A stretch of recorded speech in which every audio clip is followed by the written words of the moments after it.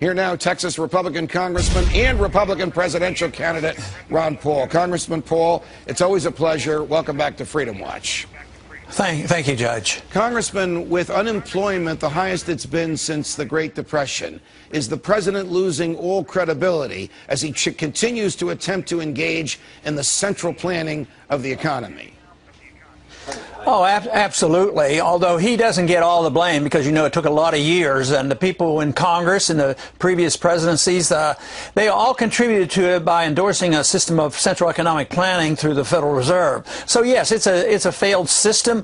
Just as Mises predicted socialism would fail in the Soviet system, there are the Austrian economists that have predicted that fiat money and endless spending, it will fail, and it is failing, and that's why just changing advisors won't matter if you don't change policy, significantly so. We have to give up on central economic planning through the manipulation of money and credit. You have spent your entire career educating America on the values of the free market and the detriments to all of us, present and future, of central planning. What is the best argument for Ron Paul to be the Republican nominee for President of the United States against the sitting incumbent Barack Obama? Well, I would say that the other candidates, you know, talk in some ways similar to what I'm saying, but I think it's credibility, and I think it's the fact that I have rejected the status quo for a long time, and therefore have the credibility of saying what we need to do is change things. And like you said in your introduction, I mean, I'm on record for getting rid of the Fed, getting rid of central economic planning, getting rid of the income tax, and repeal the 16th Amendment, but change the foreign policy as well. Others are hinting, and I think this is good, and I'm very pleased with it, and we're getting better votes in the Congress today also. But I just think the other candidates pretty much are part of the status quo, with a leaning now, in the Republican primary at least, toward less government. At least they state that. The big problem is over the years, we've heard that so many times, and then we finally get the Republicans in charge, and they act like Democrats. So that is what the real challenge is, and hope I fill the bill where people can believe exactly what I'm saying, and I would do exactly as I have promised. I have the same view about the IRS as do you. I have the same view about the income tax as do you, and I expect most people watching us now feel similarly. But the question that comes to mind is, how would the government run? How would it operate if there were no income taxes to pay for it?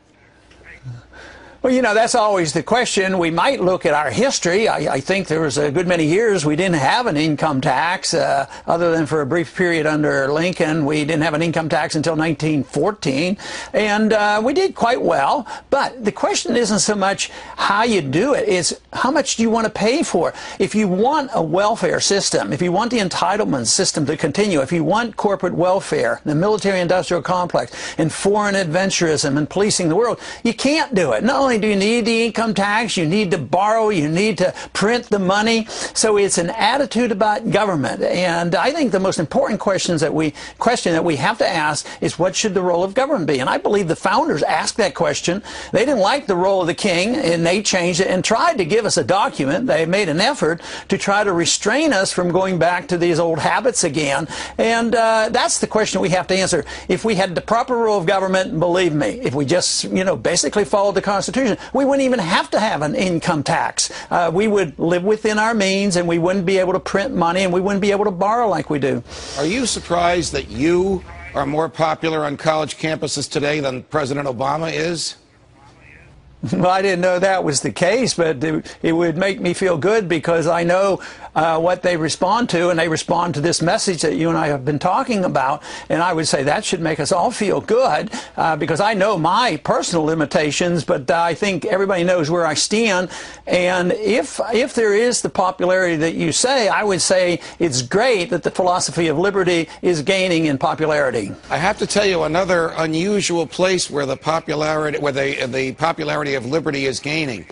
You are the leading candidate for the presidency amongst bartenders and waiters and waitresses in restaurants and pubs around the country. Why is that so, Congressman Paul? Well, I don't know, because I don't frequent the bars very often. I'll have a glass of wine at dinner time, but I don't go to the bars. But I know exactly why, and that is that I have one little bill, you know, a token effort, since you know we can't get rid of the IRS tomorrow. But I thought, why don't we get rid of all taxes on tips? Wouldn't that be magnificent? Think of many kids and young people have worked their way through college. So we say, we as conservatives and libertarians, we don't want everybody to be getting free loans, you know, and grants from the government. So some of them, many of them, will go out and work, and then they make small amounts, and then we hound them to death so that we make sure we collect taxes on their tips. Right. So I'll tell you what, it is very, very popular. Maybe they could take care of themselves if we would get off their backs and let them keep the money they've earned. Your creativity knows no end, Congressman Paul. Thanks for joining us. Always a pleasure to have you. Thank you, Judge. My next guest says the best way to get the economy going